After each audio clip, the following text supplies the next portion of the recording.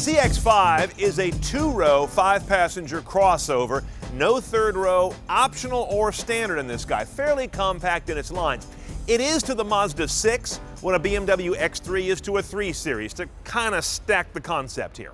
Now you've got a lean, Spartan, sporty cabin in the CX-5 that goes with its zoom driving character. The main tech story is the optional navigation system in this otherwise stock Grand Touring head unit. This is TomTom powered stuff. It's a mixed bag in my opinion. First of all, you've got kind of a pedestrian looking overview map that oddly enough puts traffic in this weird little linear band on the right instead of overlaying it really richly on the map.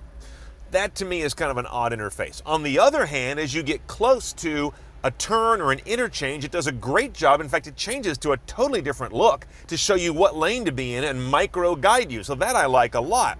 On the other hand, you've got a mix of interfaces. Hit the screen and you get this classic TomTom interface you might know from your PND. But if you want to drive by voice, ready.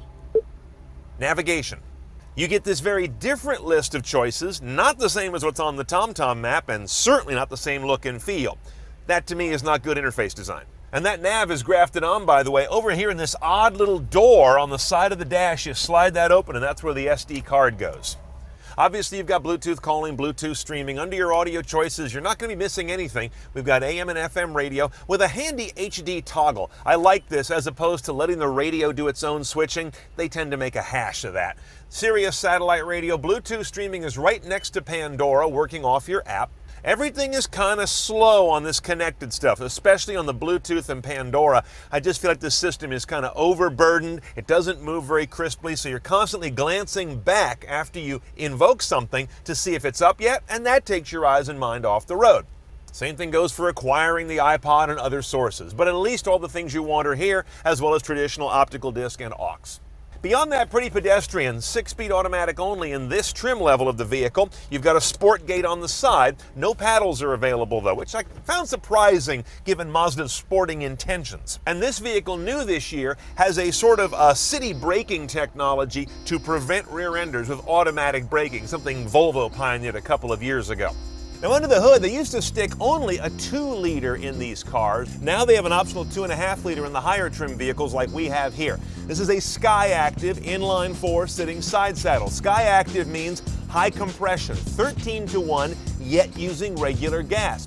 If you don't understand the high compression thing, it's very simple. It means getting more power out of an ounce of gasoline, if you will, by compressing it that much more. But that tends to be a difficult thing to do in most engines, especially with regular. So they use a combination of some interesting piston dome shaping, direct injection, and some kind of long cooling exhaust runners that come off the back of the engine. In other words, very efficient, but not that tricky. No electrification, nothing like that, no turbos. The bottom line is 184 horsepower, 185 foot-pounds of torque. Pretty respectable numbers for a car that weighs about 3,400 pounds. Rather on the light side, thanks to the use of a lot of what they call high-strength steel that is strong, but weighs less mass than the actual metal. 0 to 60 is about 8 seconds in this guy. MPG 2532. Front-wheel drive. You get about a 2 mpg haircut if you go all-wheel drive. And at these higher trim levels, 6-speed automatic only. Lower trim CX-5s do offer a 6-speed manual. Okay, underway, the main thing I want to gauge here is, does Mazda deliver on its engage the driver zoom stuff? That's always been sort of their claim to differentiation. At first blush, I'd say somewhat yes. This is not an overpowering car, but it does have good responsiveness compared to a lot of vehicles today that have got this rubbery kind of drivetrain. I missed the fact that it has no paddles. I'd like to see that on a car that has a fairly taut feel. Power delivery is pretty good, the suspension's not wallowy, and yet the ride quality is good. It doesn't punish you with too much road chatter feedback. And last thing is, ergonomics are quite good in this vehicle. Everything kind of falls where your hands naturally are, and visibility, yeah, it's very compromised in the rear.